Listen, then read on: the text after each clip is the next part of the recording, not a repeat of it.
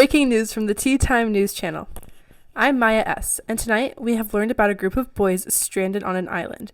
From information gathered at the rescue, there have been around 2 known casualties.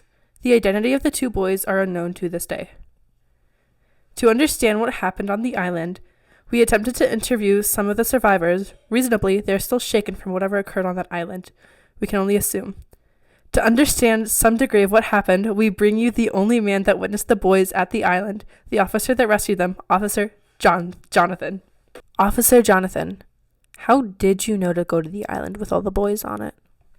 Well, we were out at sea, and we saw a fire on this island, so the captain turned around, and we went straight there.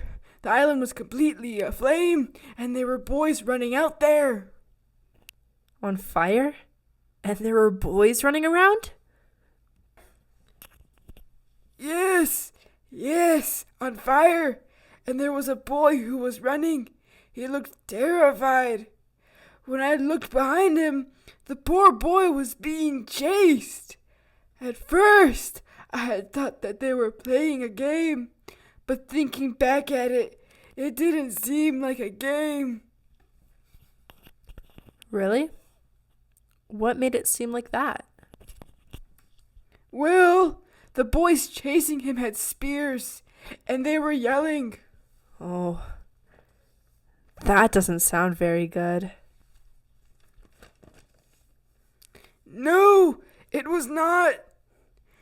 I feel bad for the poor boys. They had forgotten their names. When I was taking them home, they were silent the entire time, even the youngest ones. I had almost forgotten they were children. Thank you, Officer Jonathan. This helps us provide a perspective of what occurred during the island. Thank you for your time. We have some specialists to interview. We welcome our next guest to our broadcast, child psychologist Dr. Laura Harm. Hello. Thank you for inviting me. Of course. Knowing how the boys were stranded on the island, how do you think everything started? I can only assume, but based on everything that the officer saw, I believe that the boys had attempted to form leadership and society. Obviously, children don't enjoy following rules, so there may have been some sort of rebellion against the person and the rules. Perhaps someone had attempted to lead and nobody wanted to listen to them, like how children don't like to listen to their parents. Oh, so basically, you assume the boys tried to make a civilization, but they didn't like the fact that there are rules and rebelled? There may have been a difference in how boys approached life on the island. If there was a clash in goals or priorities, it is possible that many disagreements occurred, causing the collapse of a possible society. In the chaos that the boys were having, they may have grown more hostile. Even if some of the boys were not as hostile, they most likely join in on aggressive activities due to the need to follow the crowd. Sometimes people disagree with something, but still partake in it because you want to be part of it. Oh wow, I didn't even know that was possible. Are you saying that the children subconsciously became hostile to fit in with the crowd?